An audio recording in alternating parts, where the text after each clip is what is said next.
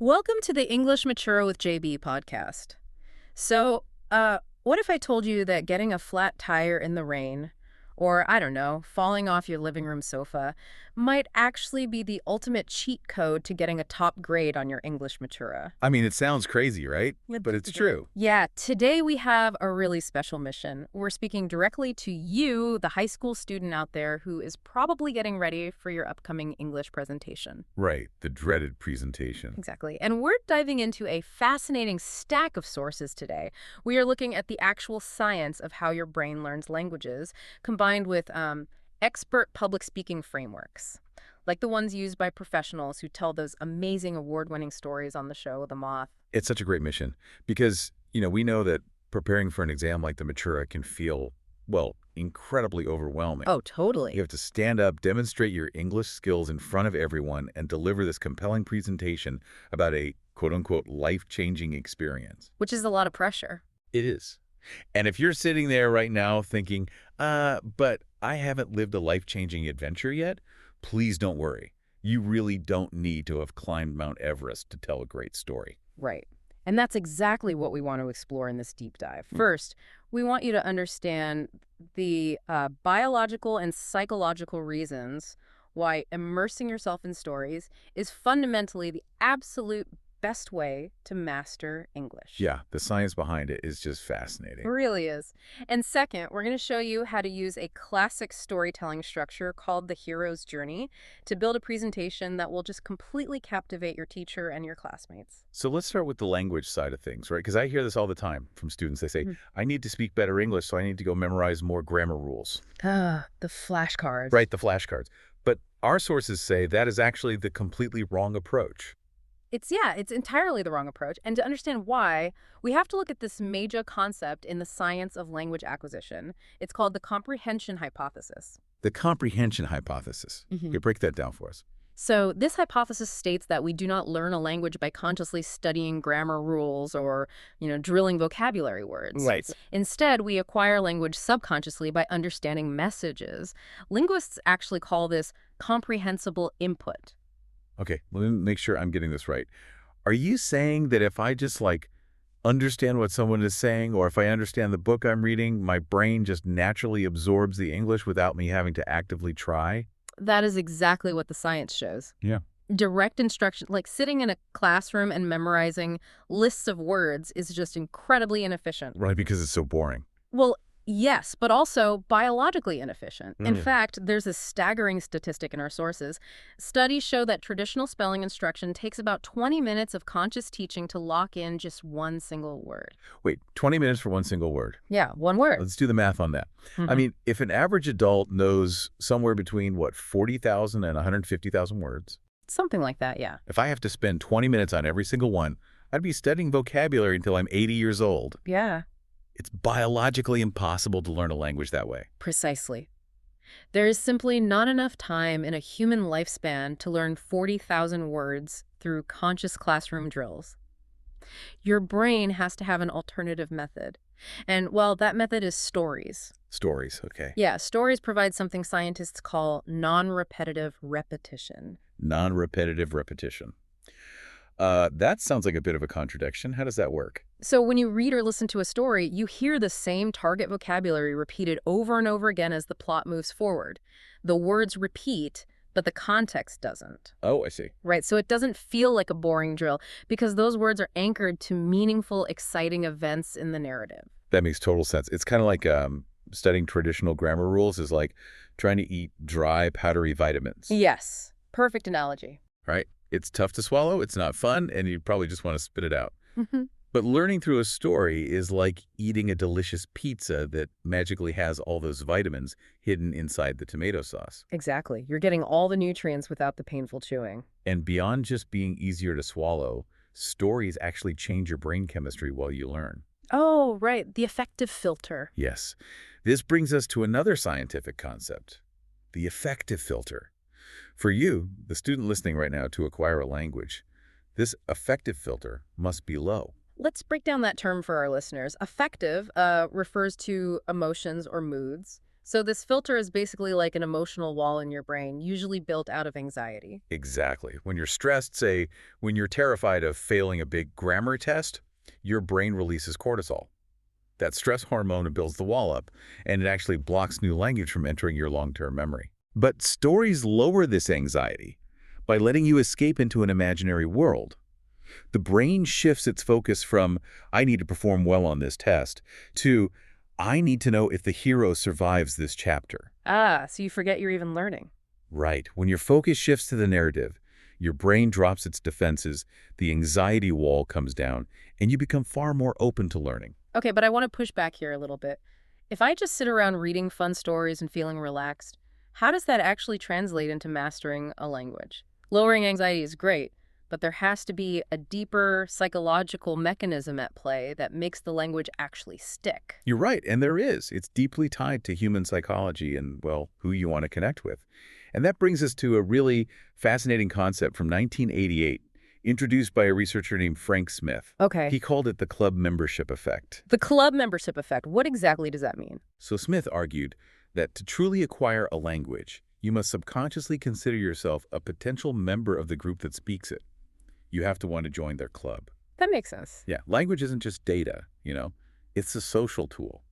If you don't feel a sense of belonging or a desire to connect with the speakers of that language, your brain just resists acquiring it. And the sources gave some incredible examples of this from the animal kingdom, right?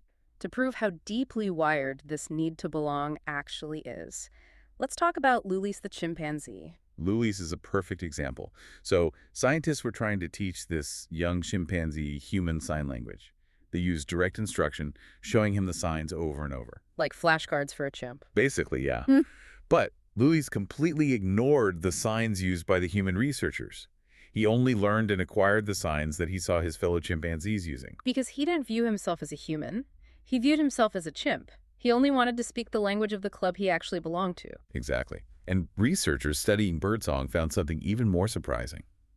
They discovered that young birds actually prefer to learn the live song of a completely different bird species. Wait, a different species? Yeah, as long as it's from a live bird they can socially interact with, rather than learning the recorded song of their own species played from a tape. Wait, really? So a bird will learn a foreign language from a neighbor rather than its native language from a tape recording? Yes. Why does evolution favor that? Because survival relies on social integration with your immediate environment, not just genetics. As the researchers put it, a close friend is better than a distant relative. Social connection is the true driver of language. Okay, so if our brains are desperately looking for a club to join when we learn a language, how does this help a high school student studying English? Well, when you read a book or listen to a story in English, you develop empathy for the characters. You become emotionally invested in their struggles. Yeah. So for a moment, you feel like you're joining their club.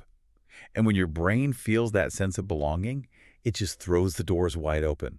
You start absorbing English naturally, just like Louis the chimp learned from his friends. All right, so we've established the foundation.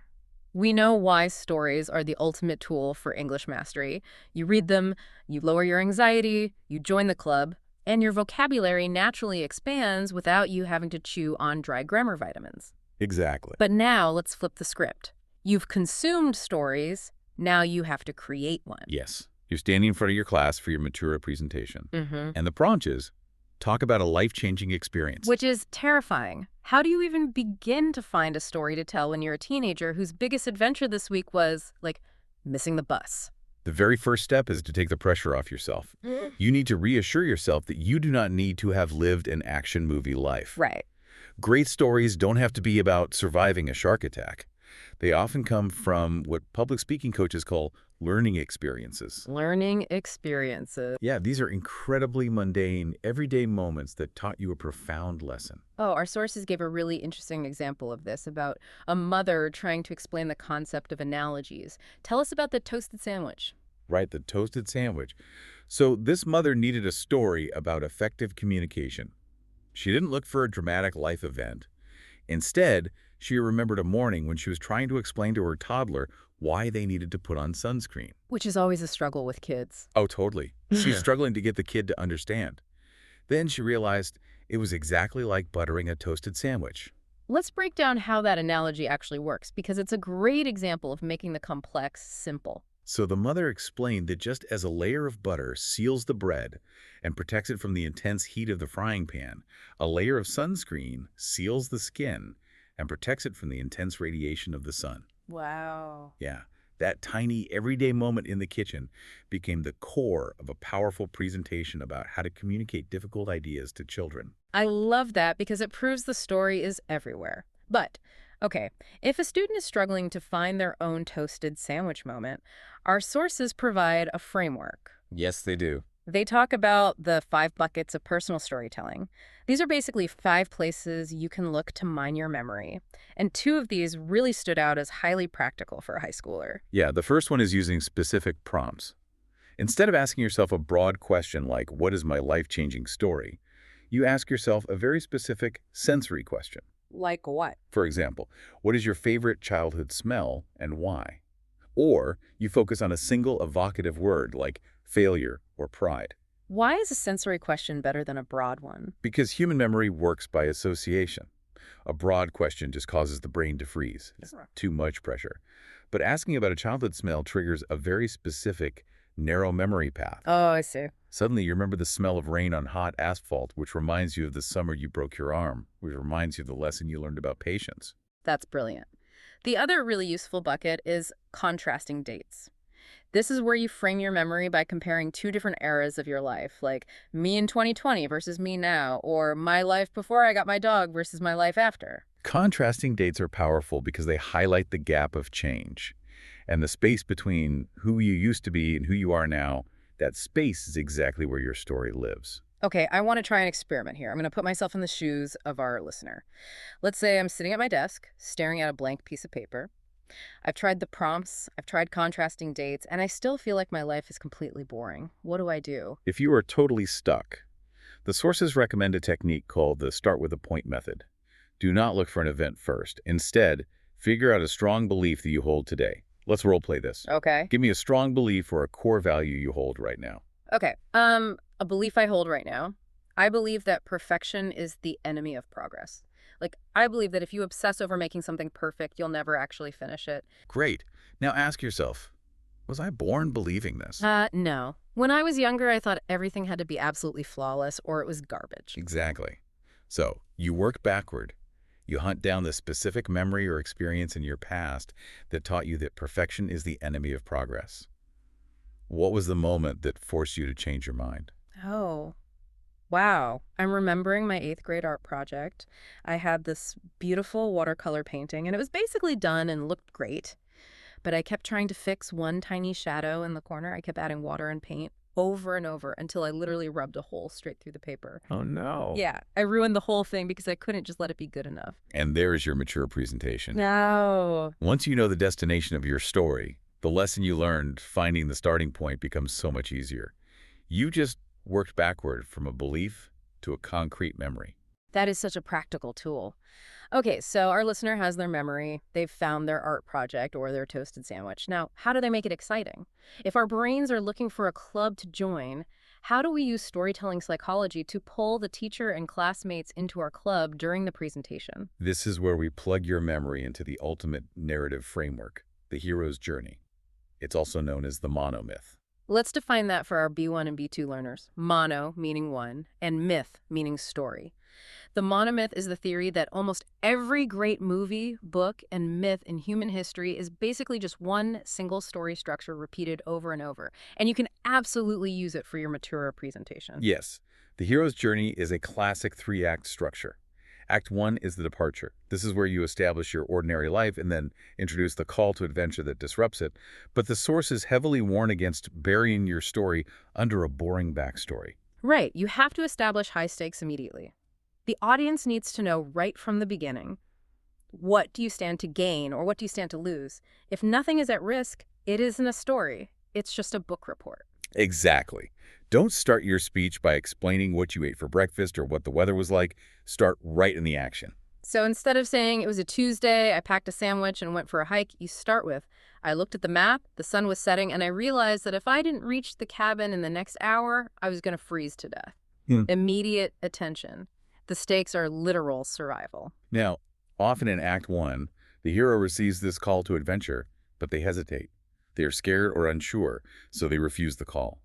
And that is when the mentor appears. The mentor figure. This is someone who steps in and pushes you across the threshold into the adventure. And the sources provide a fantastic real-life example of this with a public speaker named Dhananjaya. Dhananjaya's story illustrates the mentor dynamic perfectly. He was a lost teenager. He had flunked high school and had even been arrested. His life was heading in a terrible direction. That was his ordinary life. But then, his father introduced him to an accountant named Sam. And Sam becomes the mentor. How does he push Dhananjaya across the threshold? Sam looked at this troubled teenager who everyone else had given up on and said, "Son, I see something in you, but I don't know what it is. If you decide to work with me, I can help you find that something." Wow. Yeah, that simple mentorship, that belief from an outside figure was the catalyst. It pushed Dhananjaya to return to high school and eventually change his entire life. So when you are structuring your presentation, think about who your mentor was. Who gave you that piece of advice or that harsh truth that forced you to act? It could be a teacher, a parent, or even a stranger. Once you've crossed the threshold with the help of your mentor, you are on the adventure. Now we enter Act 2, the initiation. This is where things have to get difficult. Right, because if everything goes perfectly, it's a really boring presentation. Exactly. The initiation is where you navigate what the framework calls tests and enemies. These are the obstacles that build your character. And eventually these tests lead you into the inmost cave. The inmost cave. That sounds incredibly dramatic. It is the metaphorical term for your absolute greatest challenge or ordeal within the story. I always explain this to students using a video game analogy. Oh, I like that. Yeah, so the tests and enemies you face along the way, those are the mini bosses. You have to beat them to learn the controls and build your skills. But the inmost cave, that is the final boss fight. You have to have that final intense struggle to make the story memorable. That is a perfect way to visualize it. And remember, your ordeal does not have to be saving the world from an alien invasion. It just has to be a genuine struggle for you. Our sources gave two very different but equally excellent examples of ordeals. The first one was a childhood misadventure. The storyteller was talking about their origin story of wanting to be a leader and an explorer. When they were a kid, they decided they were going to learn how to fly. So they leaped off an antique armchair, crashed to the living room floor, and broke their collarbone. Ouch! Yeah. But the ordeal was physically painful, but it was the inmost cave they had to survive to realize their lifelong desire for adventure. But the second example brings us back to our hook at the very beginning of the deep dive. The flat tire. Yes. How does a flat tire turn into an award-winning speech? This comes from a speaker named Prezyan Vasilev. He won awards with a story about a frustrating everyday emergency. His ordeal was trying to change a flat tire on a slope with a rusty broken jack. But the real enemy in that story wasn't the car, right? No, the car was just a mini-boss. Yeah. The real enemy was his own ego. His inmost cave was his stubborn refusal to ask for help, even after the car collapsed off the jack and he was entirely stuck. He was battling his own pride. His ordeal finally ended when a man named Jesse arrived. The mentor. Yes, Jesse acted as the mentor, stepping in to show him that reaching out to others is a strength, not a weakness. Which perfectly sets up Act 3, the final act, the return. After you survive the final boss fight in the inmost cave, you get a reward, and you return to your ordinary life with what the framework calls the elixir. The elixir is arguably the most important part of your Matura presentation. It is the ultimate lesson, the core message, or the new wisdom that you gain from the ordeal. It is the proof of how the experience actually changed you. Going back to the video game analogy, the elixir is the level up. It's the new power or wisdom you bring back home to share with everyone else. In the art project story I role-played earlier, the elixir is the realization that perfection is the enemy of progress. Exactly. And here is a crucial warning from public speaking experts regarding your ending. You must avoid meandering endings at all costs. Let's clarify meandering for our listeners. It means wandering around without a clear direction, like a river that twists and turns but never seems to reach the ocean. Right. You cannot just trail off at the end of your presentation and say, and yeah, so that's basically what happened. You must know your exact last line before you even begin speaking. That's great advice. Your entire story should be driving the audience toward that clear, powerful resolution, the elixir. If you know your destination, every word you say leading up to it will sound purposeful and confident. So let's summarize this journey we've been on. For our listener getting ready for their English Matura, first, remember that immersing yourself in stories is your best language learning tool. It lowers your affective filter, reducing stress. And it makes you a member of the English speaking club, satisfying your psychological need for belonging. Exactly. And it feeds your brain the vocabulary it needs naturally, avoiding the impossible math of memorizing words 20 minutes at a time. And second, when it's time to write your presentation about a life-changing experience, rely on the hero's journey. Establish your ordinary life. Give the audience high stakes immediately. What could you lose? Introduce the mentor who pushed you forward. Describe the tests, the enemies, and the ultimate ordeal in the inmost cave. And finally, bring us home with the elixir, that clear, powerful lesson you learned. Remember, this entire deep dive was custom built for you. When you stand up in front of that classroom, please don't just read from a memorized script. No, don't do that. Rote memorization will trigger that anxiety wall we talked about. Instead, outline your key bullet points, the departure, the ordeal, the elixir, and then just talk to your audience. Invite them into your club. Let your authentic voice shine. You have the tools and the frameworks now. But as you prepare your presentation tonight, I want to leave you with one final thought to ponder.